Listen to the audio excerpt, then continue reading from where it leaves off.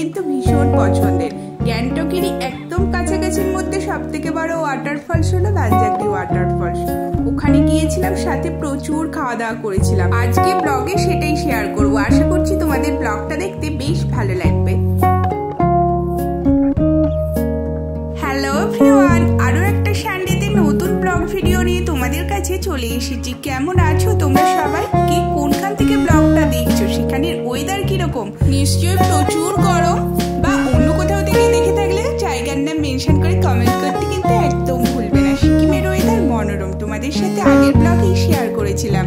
Rumtek monastery থেকে বেরিয়ে এইবার আমরা রওনা দিচ্ছি বানজাগরি ফলসের উদ্দেশ্যে। রুমটেক মনেস্ট্রির এনভায়রনমেন্টটা খুব শান্ত স্নিগ্ধ পরিবেশ ছিল, মনটা খুব ভালো হয়ে গিয়েছিল। ব্লগটা দেখলে কিরকম লাগলো তোমাদের কমেন্টে জানাবে। আর যেসব বন্ধুরা এখনো ব্লগটা দেখোনি, আমার চ্যানেলে আছে, গিয়ে দেখে নাও। আশা রাখছি তোমাদের রুমটেক মনেস্ট্রির ব্লগটা দেখতে বেশ ভালো লাগবে। এরপর আমরা যে বানজাগরি ওয়াটারফলসের উদ্দেশ্যে রওনা দিচ্ছি, এটা হলো গ্যাংটকের 10 পয়েন্টসের মধ্যে একটা পয়েন্ট হলো বানজাগরি ওয়াটারফলস। এখানে ঝর্ণাটা কিন্তু বেশ বড়ভাবে দেখা যায়। এই ওয়াটারফলসটাই এইবারটাকে নিয়ে আমি এটা সেকেন্ড টাইম যাচ্ছি। এর আগে যখন 10 পয়েন্টস ঘুরেছিলাম তখন বানজাগরি ওয়াটারফলস দেখেছিলাম। ভেতরটা দারুণ সুন্দর, আর এই জায়গাটার নামই হলো বানজাগরি ওয়াটারফলস অ্যান্ড এনার্জি পার্ক। সত্যিই তাই, ভেতরে গেলে কিন্তু চারপাশটা এত সুন্দর করে সাজানো, সবাই আপসে এনার্জেটিক হয়ে যাবে। রুমটেক মনেস্ট্রি থেকে বানজাগরি ওয়াটারফলসটা যেহেতু কাছাকাছির মধ্যে পড়লো, তাই আমরা যাওয়ার সময় একদম ঘুরেই গেলাম। আর কথার মাঝখানে আমরা বানজাগরি ওয়াটারফলস অ্যান্ড এনার্জি পার্ক পৌঁছে গেছি। বাইরেই কিন্তু একটা ম্যাপ দেওয়া রয়েছে এই পার্কটার কোন দিকে কি রয়েছে সেটা বোঝার সুবিধার জন্য। এর এন্ট্রি ফি হলো 130 টাকা করে, আর পার্কিং করলে আলাদা চার্জ দিতে হবে। কিন্তু আমরা গাড়ি বাইরের দিকে রেখেছিলাম, ওইভাবেও কিন্তু গাড়ি রাখা যায়। ড্রাইভার দাদার সাথে কথা বলে নিলে অনেকটাই সুবিধা, নাহলে পার্কিং চার্জ 50 টাকা করে আবার নিয়ে নেয়। দিন আমরা কথা বলতে বলতে একদম ওয়াটারফলসের কাছে এসে গেছি। এই ওয়াটারফলসটা কিন্তু দারুণ বড়, আর এখানে কচি কাচারা কিন্তু বেশ এনজয় করছিল দেখলাম।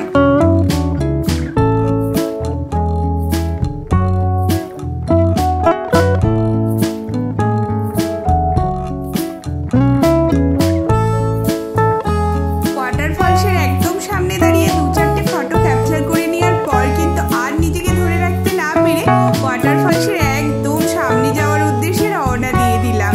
ওরা পেছনে দাঁড়িয়ে কিন্তু ফটো আরো তুলছিল, আমি কিন্তু একাই চলে গেলাম। আর দূর থেকে দেখতে পাচ্ছিলাম না, দারুণ সুন্দর লাগছিল দেখতে। আর তার সাথে আবার ওয়েদারটাও ছিল কিন্তু বেশ সুন্দর, একদম রোদ্দুর ঝলমলে আকাশ।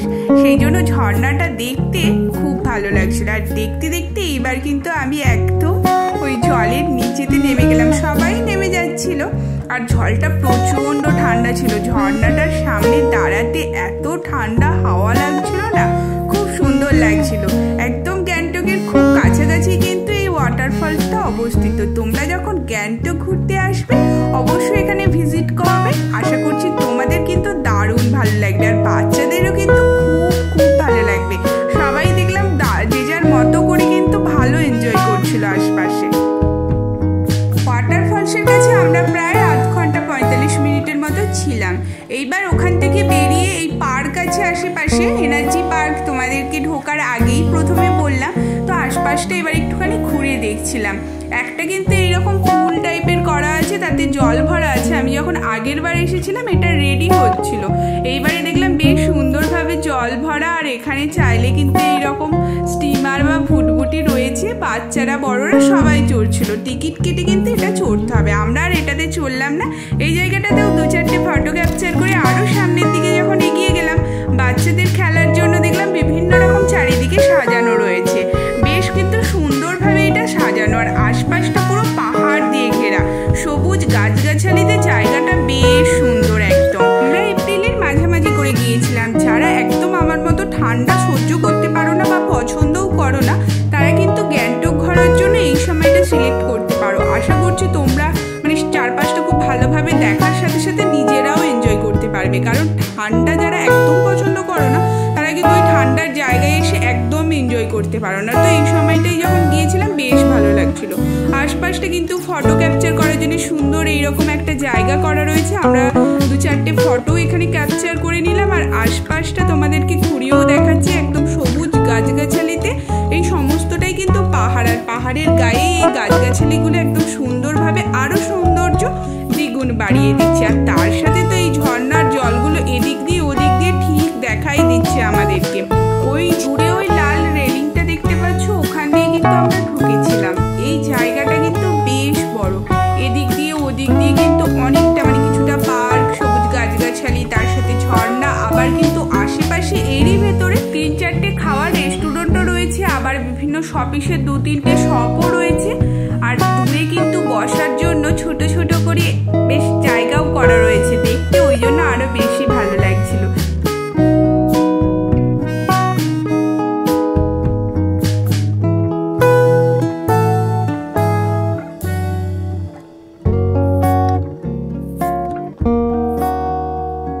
আমরা এখানে প্রায় 1.5-2 ঘন্টার মতো ছিলাম।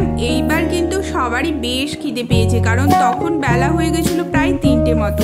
সেই সকাল 9টার সময় ব্রেকফাস্ট করে বেরিয়েছিলাম, তাই ঝটপট করে বাঞ্জাগরি ফলস থেকে আমরা বেরিয়ে পড়ছিলাম।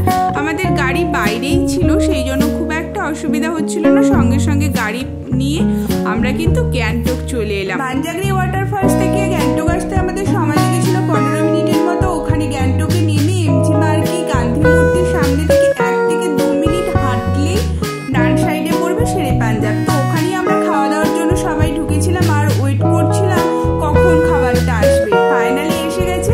চিকেন ড্রামস উইথ হ্যাভেন অর্ডার করেছিলাম স্টার্টারে, আর তার সাথে অর্ডার করা হয়েছিল চিকেন ললিপপ। কেউ আর এক মুহূর্ত দেরি না করে ঝটপট কিন্তু স্টার্টারের দিকে আমাদের হাত চলে গেছে। সাথে সাথে আমরা মেন কোর্সের অর্ডারটাও দিয়ে দিয়েছিলাম। মোটামুটি 15-20 মিনিটের মধ্যে মেন কোর্সের যা যা অর্ডার দিয়েছিলাম এসে গিয়েছিল। এগ ফ্রাইড রাইস ছিল, চিকেন এগ চাউমিন, তার সাথে চিলি চিকেন আর নান অর্ডার করেছিলাম, আর চিকেন টিক্কা মশলা ছিল।